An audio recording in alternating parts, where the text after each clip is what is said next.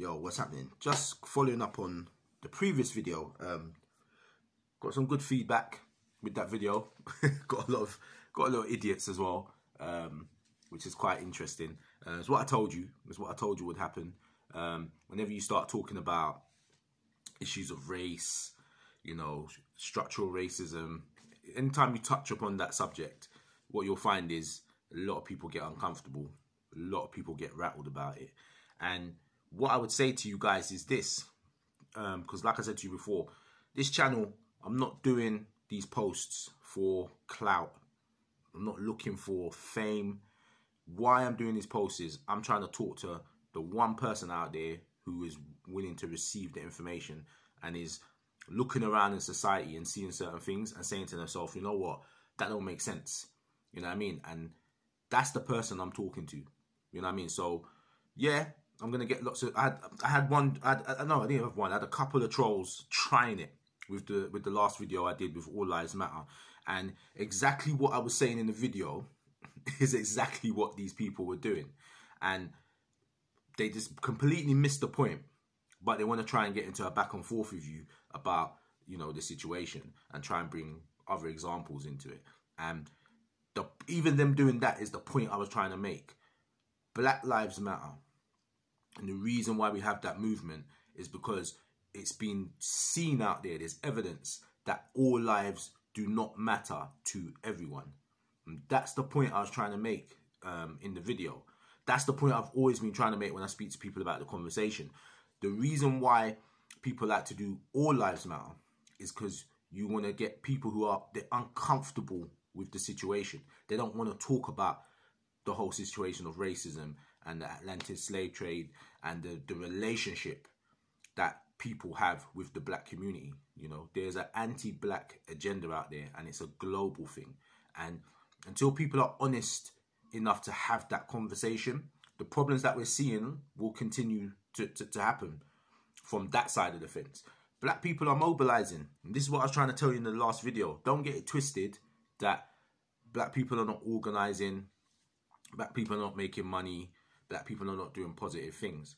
But what it is that it's not happening enough. There's not enough of us switched on and doing certain stuff. And that's why we have to keep talking about it.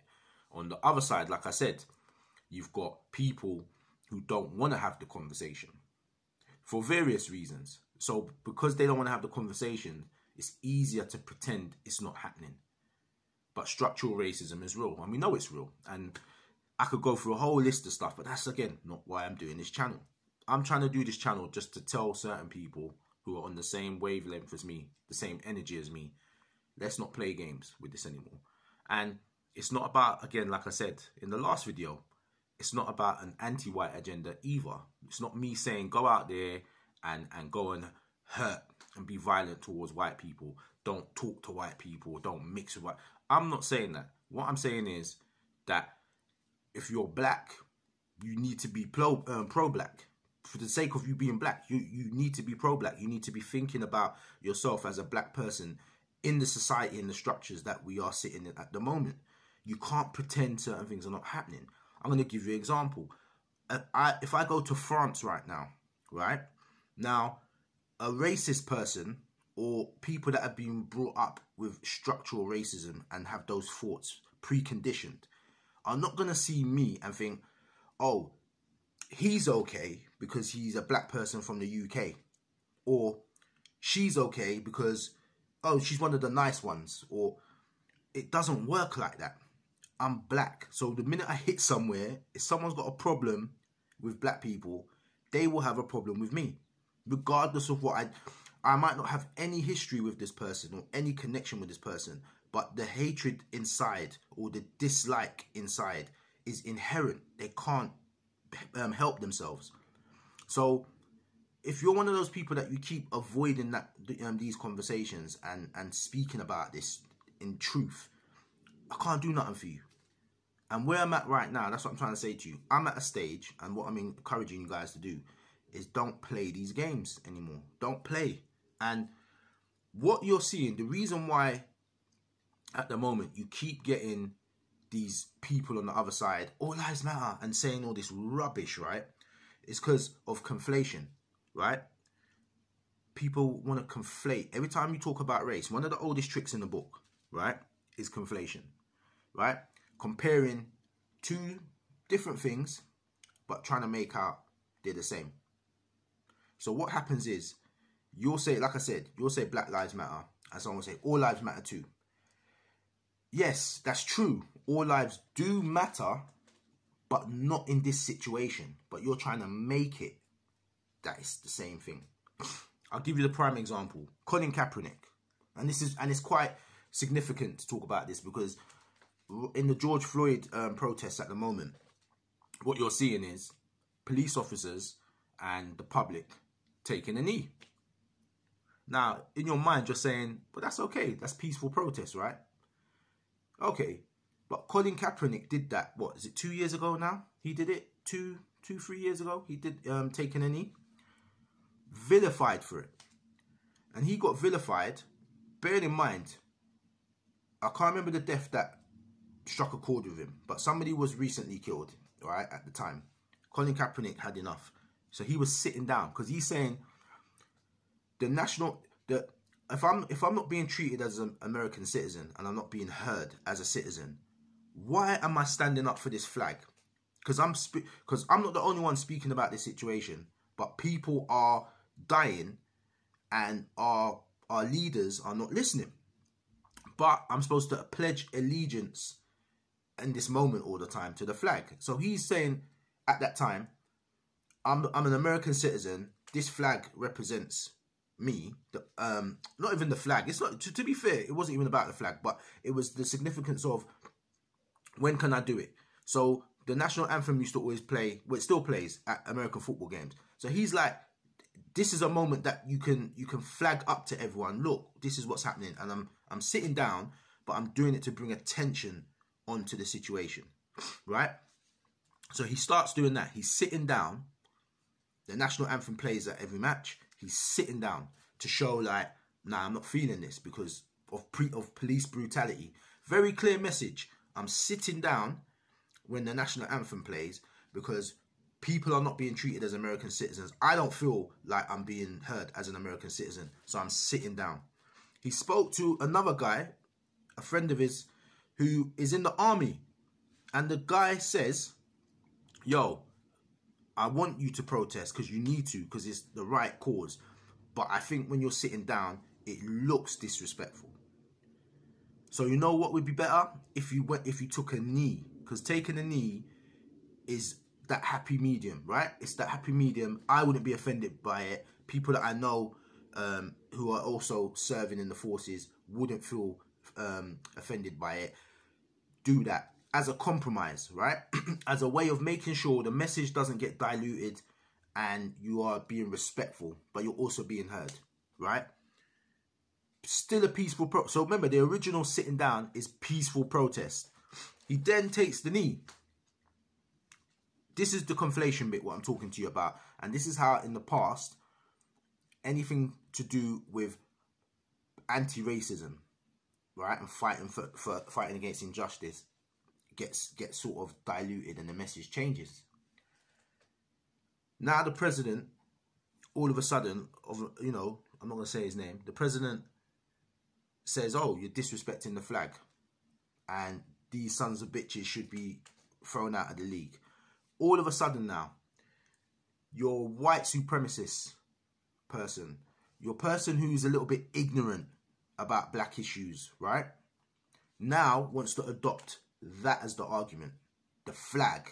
He's disrespecting the flag and he's disrespecting the servicemen and the army and the country, and you're what's the word when you go against? You're a traitor, right? How? But you see, this is conflation. This is what I'm talking about, people when they conflate an argument. Yes, in one respect, you could look at it and think, oh, he's not adhering to the national anthem. That's a disrespect. But he's not, because he's already got advice and he's gone out to seek. How do I do it respectfully? He's not hurt no one. He hasn't shot anyone. He hasn't choked anyone. He hasn't done anything violent. Peaceful protest, taking the knee, and getting advice from someone that's in the services. But the President of the United States conflates the argument. No, no, no. If you're not standing up, you're this. Now you got this narrative that people are, yeah, Colin Kaepernick, he was disrespecting the country. He's not a patriot. He's not this. He's not that. Nothing to do with what he was there for. The original argument and the same argument all the way through has been police brutality. But this is what people do when they're uncomfortable about talking about historical wrongs. They conflate arguments and then they find a way to change the narrative, and it goes to a different thing altogether, and then all of a sudden your message is gone. And it's the oldest trick in the book, and this is what people do. Do not fall for conflation. People conflating arguments. Do not fall for it. It's the oldest trick in the book. Look at things for what they are and assess the evidence in front of you, right? With racism, like we said, it's structural. It's a system. It's a system. So it needs other components to make it work. Do you see what I'm saying? It's not one thing. If it was one thing, it'd be easy to dismantle. But the problem is, it's not. It's a system. Systemic racism. So it's in the court systems and the laws. It's in enforcement. It's in employment. It's in society and community. It's in economics. So you can't just shut down one part. It's in sport. I mean, think about sport. Sport is interesting. If you look at the other day, there were players that were doing their t-shirts with George Floyd on it. And what I'll say to you is this: sports make me laugh, because you get the governing bodies in sport. This is what, and again, this is what I'm talking to you about: structural and systemic racism. So I love football. Every year FIFA does this thing, say no to racism. And they always have a day or a week where people are wearing armbands and, wristbands, armbands, and the t-shirts. So you would get the impression that they want to shut down racism. You know, say no to racism. That's one of their slogans, right? But when a player displays their own t-shirt, their own message, they get a ban. If a player goes on their own digital media, social media platforms, and speaks about a particular incident or criticizes something, they get a ban or disciplinary action. If a player gets racist abuse on the pitch and reacts to it, the player gets banned. The player gets sent off and they get banned, you know, retrospectively. So where are you supposed to talk about it then? Where are you supposed to stand up to racism if you can't do it on the pitch, you can't do it on your social media, and you can't talk about it on interviews or anything? You can't criticize anything. You play a sport, you're receiving racist abuse, but you can't speak up about it. But your slogan for the organization that you're working for, you're playing for, their slogan is "Say no to racism." So what do? This is the point I'm trying to make to you. You can get token gestures from the system that's oppressing you. Because basically they're saying, you could talk about racism anywhere, but not here, and not there, and not there. You see the game? And this is what's happening. And I'm saying to you, the way to beat it is to focus, laser focus on what you are trying to do and what you're trying to achieve. And it's got to be on an economic business level to start making the changes you want to do. You need power. You need resources. And if you're someone who, you're not in one of the oppressed groups, but you want to be an ally, start calling it out. Don't be afraid to speak. Don't be afraid to challenge things. You know what I mean? That's what you have to do. I mean, you got this guy, Drees. What's his name? Drew Brees. Drew Brees in the NFL. And he did the same thing about, he doesn't support Kaepernick, but he's saying that he supports black communities and police brutality. How the hell does that make sense, what you're saying? But again, he deliberately is doing that. He's deliberately being stupid about it. So that's what I'm saying to you. Don't play games, because these people will pretend they don't know what you're saying, but they 100% do. Do you know what I mean? So all I'm saying to you is, I know it took a bit long to get there. Took a bit long to, but the bottom line is, watch out for conflation. Watch out for people that conflate arguments. They will try and water down your message to drown out what you are really saying. And they will try to do comparisons that are not the same, but technically they are the same. You know, I had this guy in the comments, and he was from the last video, and he's trying to make these arguments about police shooting, and he's brought up some incidents where white people had been shot by the police. Totally missing what I'm saying. Totally missing what I'm saying. I didn't even bother respond. I didn't bother. It don't make sense to me, because it's like, if you want to play like you want to play that you're intelligent, but you don't understand what I'm saying, then you're a muppet. I ain't got time for that. It's like me, literally, it's like me having a sock puppet right here and I'm arguing with it. It don't make sense.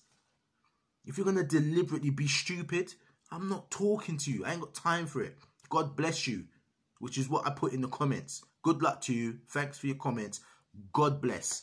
I'll say that every single time. I ain't got time for no games. I ain't got time for the foolishness. If you want to play stupid, don't come on my platform, because it don't make sense. I'm only here for intelligent conversations. Intelligent conversation. You want to talk about making a difference for the positive? Cool. You want to go back and forth over some BS? You do that by yourself. You can send a comment in and I'll bless you every single time. I ain't got time for it. And I've got the, trust me, I've got the vocab, I've got the intelligence, I've even got the research to go back against you. I just ain't got time for it. I'm not doing it. Not doing it. It's 2020. You know what I mean? You want to play dumb, then play dumb. But if you got time for smart conversation, smart solutions, logic, problem solving, right? Problem solving. I'm not here to have problems. I'm here to problem solve. If you're here for any of that, hit me up in the comments. Let's chop it up. Email me. Let's FaceTime. Microsoft Teams, whatever, Zoom, virtual call. Let's do that. Let's link up. Let's try and make this money. Let's pull people out of poverty, pull people out of anguish, depression. That's where I'm at. You ain't on that, step off. You know what I mean? And I'm going to leave that video on that. Don't let people conflate the argument. Don't get involved in foolish arguments, yeah? And then with that, boom, I'm out.